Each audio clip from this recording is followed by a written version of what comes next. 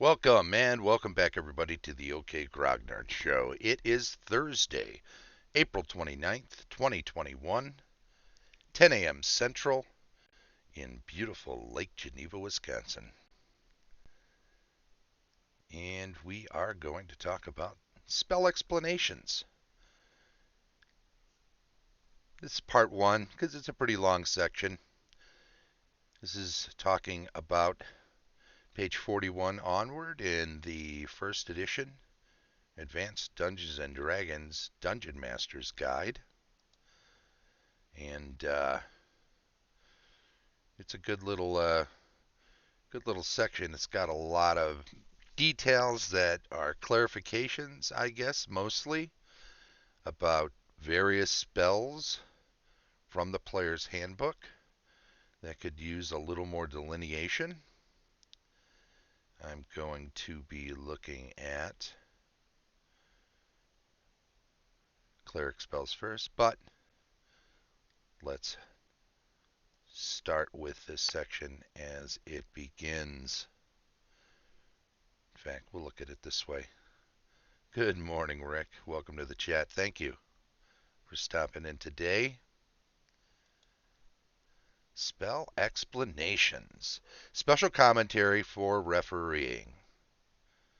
Some considerations, as well as practicality, make it impossible to give a concise list of each spell herein, with name, level, range, duration, area of effect, and so forth tabulated and then special notes appended.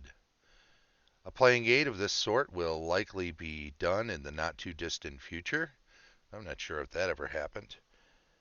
And that will serve your needs far better than a spread herein. There are, however, quite a number of special notes which you must be apprised of, as spells are often abused by players. I think that's a little harsh. I think players read what they read and obviously hope for the best when they read what they read, so they tend to read with an eye toward it working out the way they would hope it would work out. And, to be quite honest, I think that really falls to the explanations as they exist in the player's handbook, perhaps not being quite as clear as Gary and the editors of the player's handbook would have wished they would be. Otherwise, they would need a section here in the Dungeon Master's Guide. I'm sure some of this cropped up during play for Gary and for others, and so they thought some further explanation of what was expected by the original intent of the authors could use some clarification, but I don't know if you want to put that down to player abuse. That might just have been the thinking at the time, but I'm not sure that's completely fair. To continue, the type of magic is given in the player's handbook in order that you may creatively develop material regarding spells.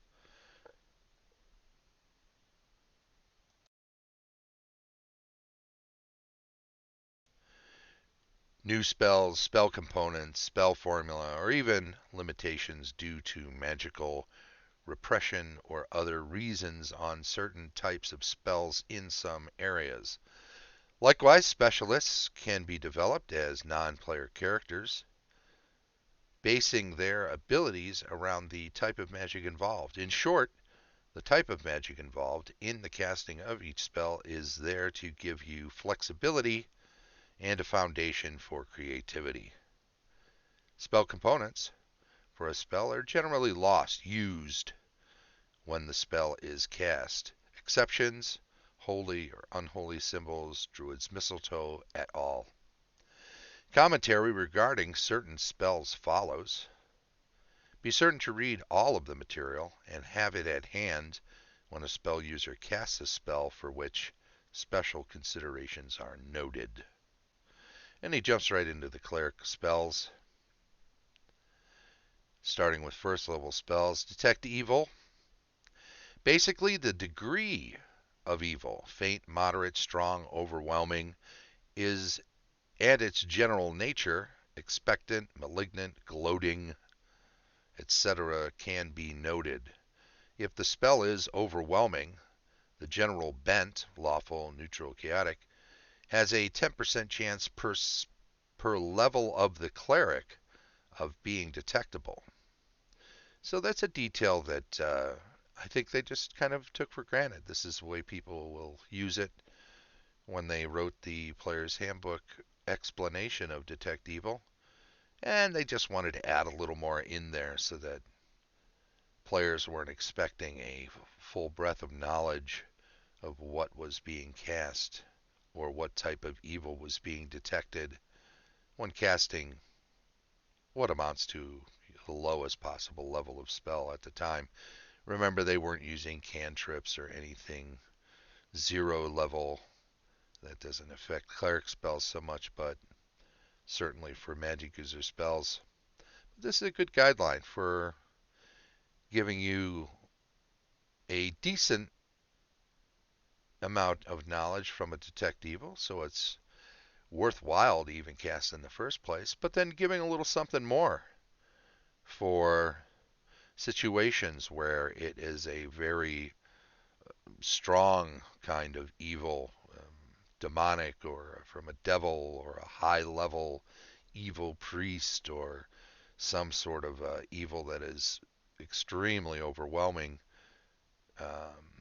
Also, too, whether it's neutral, lawful, neutral, or chaotic, 10% chance per level of the cleric. So, if a 5th level cleric is casting Detect Evil, give them a little more than if a 1st level cleric is casting Detect Evil. Somebody should have some better sense when they cast that spell if they are higher level. Detect Magic. Only the fact that a dim or strong magic exists can be found by clerics. Magic user spell of the same name is mentioned as a reference since both magic users and clerics can detect magic. And again, dim or strong, not meant to be the tell-all. It's not an identify spell. It's not that detailed.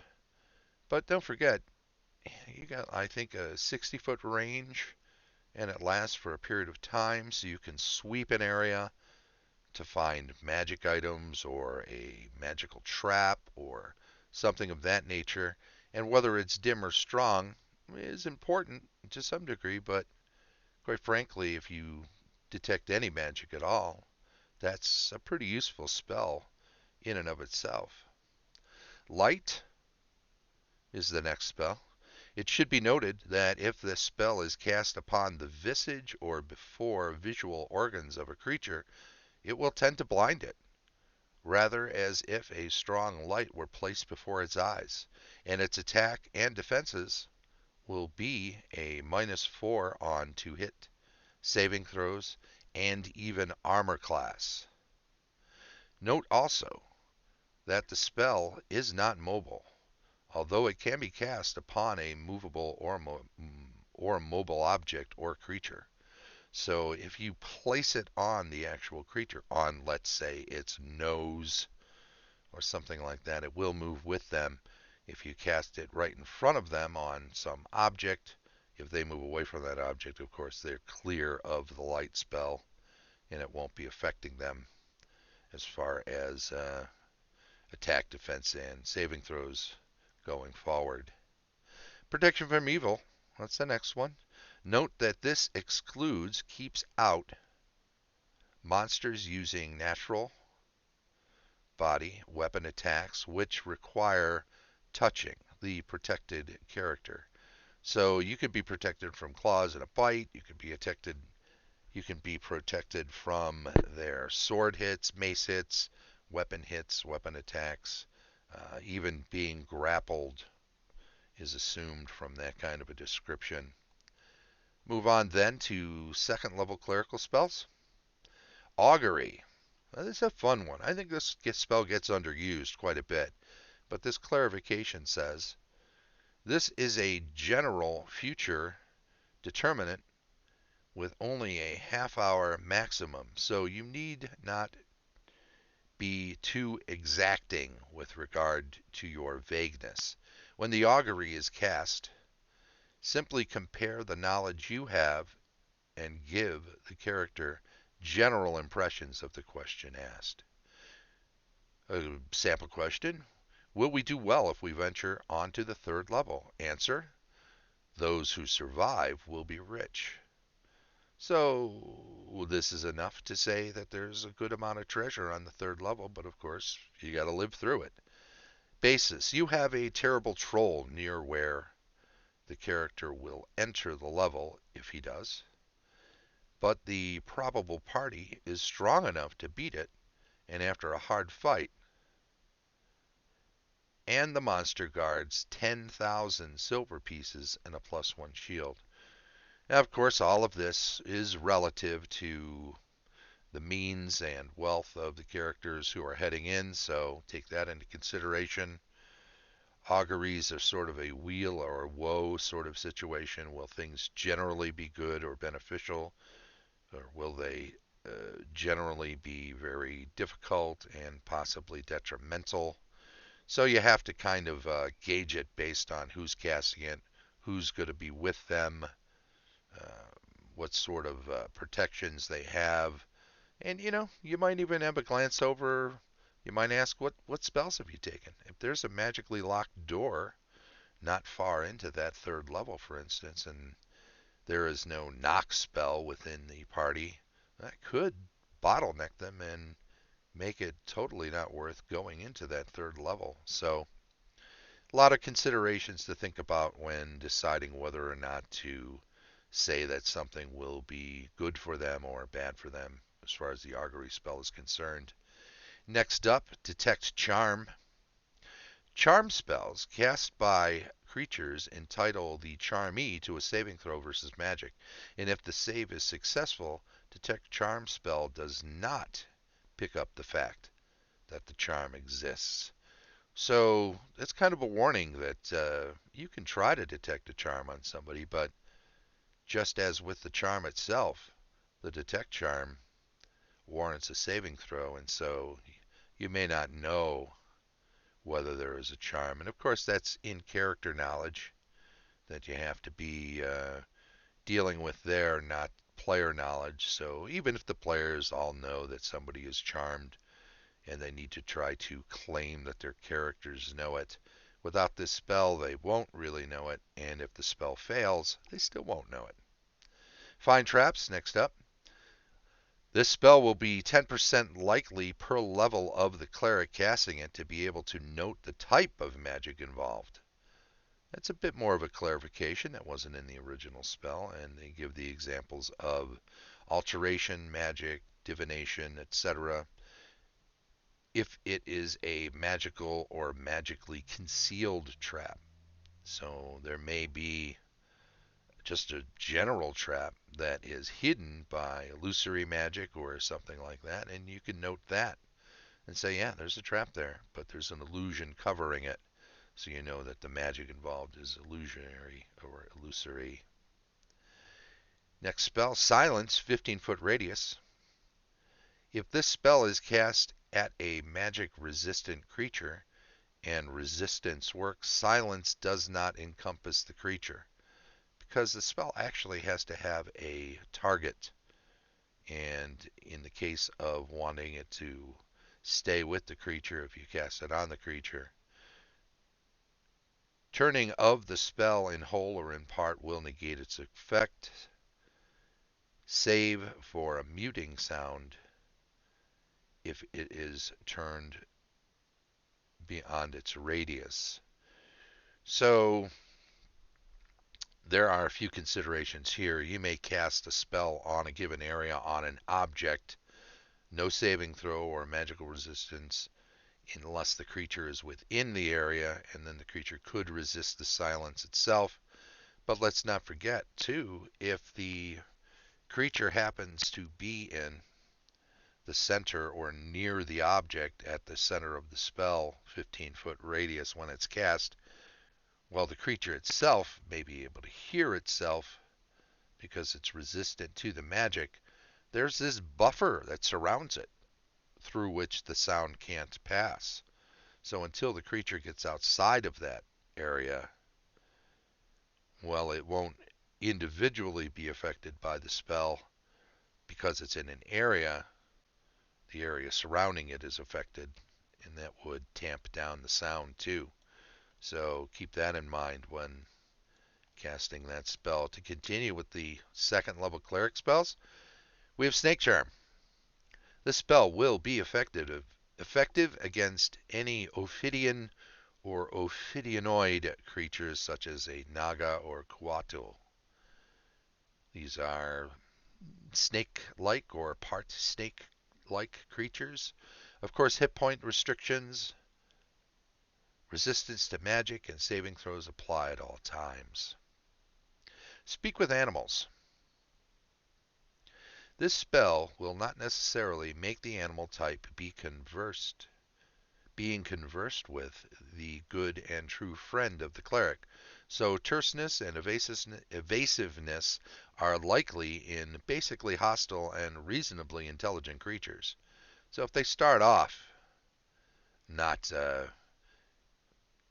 not being conducive to being friendly or being open with the person who is speaking with animals, it doesn't change their attitude.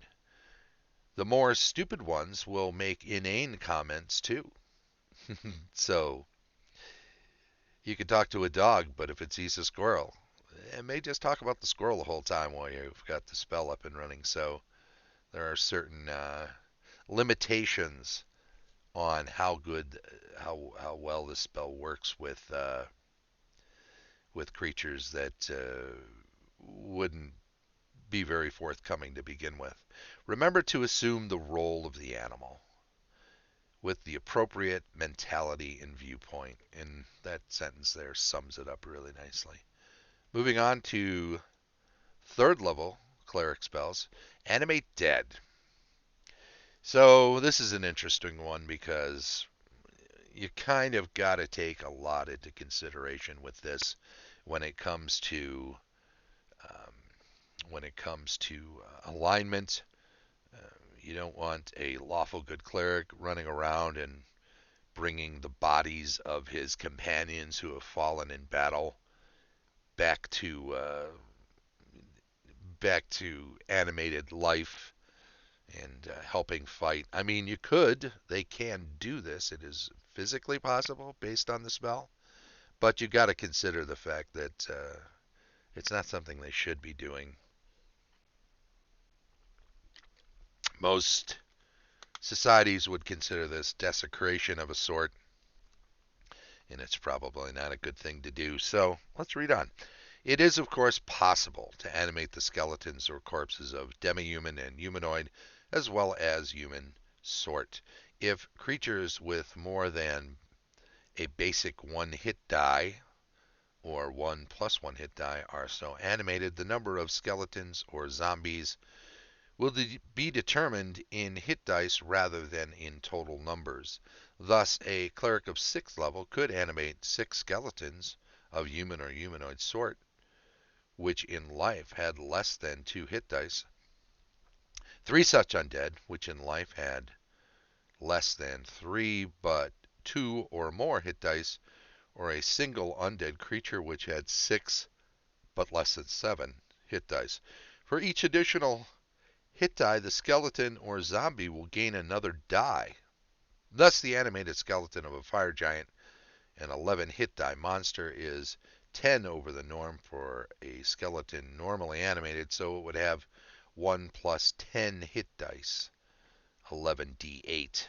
Likewise, a fire giant zombie would have 10 dice over and above the sort of creature typically made into a zombie, so it would have 2 plus 10 hit dice, 12d8. This does not enable a cleric to make skeletons or zombies of characters 2nd level or higher have more hit dice. Such undead are simply human skeletons or zombies with 1 or 2 hit dice, nothing more. Continuing with continual light, as does a light spell, this will tend to blind a creature if it is placed on its visual sensory area. The spell can also be placed upon a smallish object, and a light-proof case subsequently used to encase the object so as to make it dark until the covering is removed. A continual light source which expends no fuel and will not blow out. Darkness spells are the bane of this device. We love getting rid of the oil from a hooded lantern and replacing the wick with a continual light stone and just using the hooded lantern as per normal, but with, of course, 60-foot radius and bright sunlight. So make sure it's well sealed, though. If there's a little leaking light, you might get noticed even from some distance if you're carrying one of those around and it's not, if you fell in a pit and it got dented, there may be some light leakage. Cure blindness. This spell will not restore lost visual organs, whether such cause is due to injury or disease. Thus, at your option, the spell can simply remove magical blindness or cure disease or disease-like conditions such as cataracts or glaucoma and various forms of nearsightedness, farsightedness, or astigmatisms common to human eyes. Or it can be effective against other eye disorders as well, save those noted above. So if the eyes are missing, there's nothing to cure. If it is a creature that never had any eyes to begin with, you're not going to give it sight based on using the spell. And I believe this spell is reversible, so I think it probably gets used as often as a blindness spell.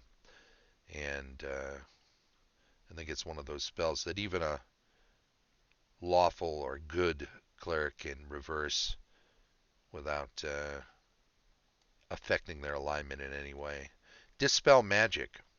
If this spell is cast upon a magic item, it most certainly will have the effect of causing it to be non-operational for one round thereafter if the item does not make a saving throw. If the item is not in the possession of any creature, then the item gets no saving throw, and it is non-operational for one round. Note that artifacts and relics are not subject to this effect. They're just too powerful. Any Dispel Magic spell must be cast directly at the object, not anything or anyone, to be so effective. That is, to avoid a saving throw, you can't cast it on someone carrying a magic item and have it not be functional for a round. Glyph of Warding. If a cleric is on hand to determine that a glyph of warding is certainly in existence, an associated magic user can thereafter use an erase spell and possibly 50% plus 2% per level of the magic user remove the glyph. As to the design and the names of the glyphs of warding, design your own or use an encyclopedia to find interesting alphabets to use. You may refer also to the World of Greyhawk for other runes and glyphs. For example, here is one such series of glyphs named Fire, Lightning, Cold, Blind, Paralysis, Energy plus Drain. There's a book called the Penguin Book of Symbols that I think I discussed in another video some time ago. Look that up. There are all sorts of symbologies in there that can be used. As a detect trap spell, we'll see the form of the glyph. A cleric might believe he or she knows the name of the glyph from past experience and try to bypass it, possibly with success. So keep that in mind. And we're doing on time. We got time for one more here. Locate objects. This spell will not enable the caster to find a general class of objects unless the form is nearly the same as that of the majority of others in its class. Thus, stairs have risers and are generally similar. So by means of the spell, the caster would be able to locate a flight which closely resembled those he or she pictured in casting the locate object spells. However, attempting to find jewelry or a crown or the like requires a certain mental image, and if the image is not generally similar to the desired object within range, the spell will not work. For the image is not similar to that of the real one. In short, desired but unique objects cannot be located by this spell unless they are similar to objects known by the caster. Prayer. If a prayer spell is uttered while another cleric of the same deity is chanting, the effect of the two spells are cumulative, i.e., +2 for friendly creatures, -2 for foes. Note that the two spells must be cast by clerics of the same religious persuasion, not merely the same general alignment, and that the chant must be in progress while the prayer is said. Speak with Dead. The spell is often the subject of abuse. Here we go. Due to too liberal DMing. There's a little finger wag at us DMs there. When the cleric asks questions, follow these rules. 1. Give answers which are brief. 2. Take all questions absolutely literally. And 3. Be as evasive as possible if the questioned creature was not friendly to the characters or class or alignment of the spellcaster when the creature lived.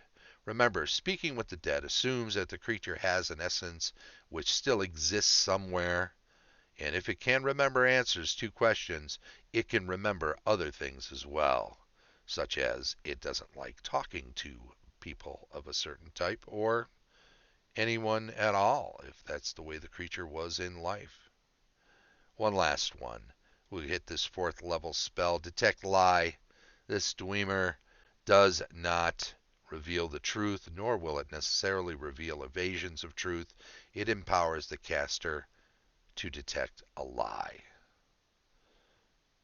Though it doesn't tell you the inverse, it only tells you the evasion. We'll get into 5th level spells on part 2. This may be a 4 or 5 part series of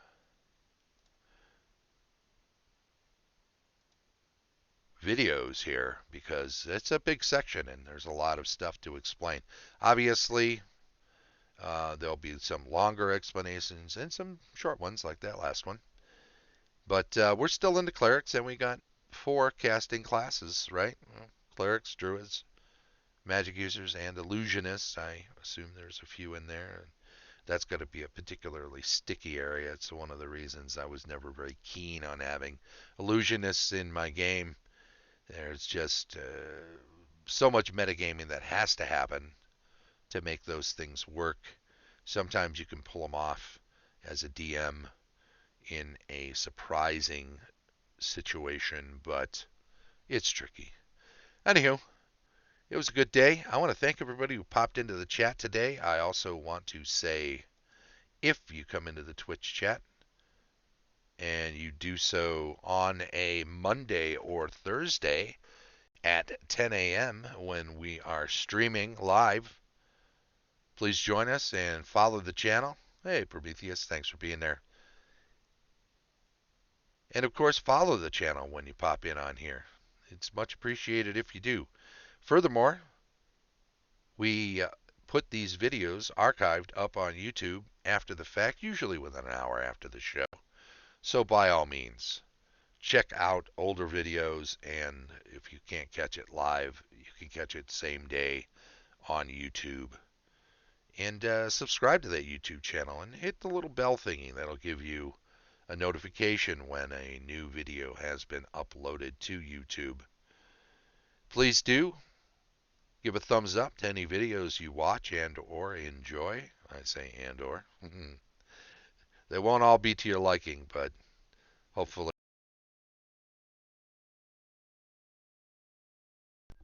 you'll find them informative for the most part. So give them a thumbs up anyway. And feel free to make comments if you have some constructive criticism or just want to join the conversation. Thank you very much to everybody for being a part of this. It's much appreciated. This has been the OK Grognard Show from beautiful Lake Geneva, Wisconsin. Bye-bye.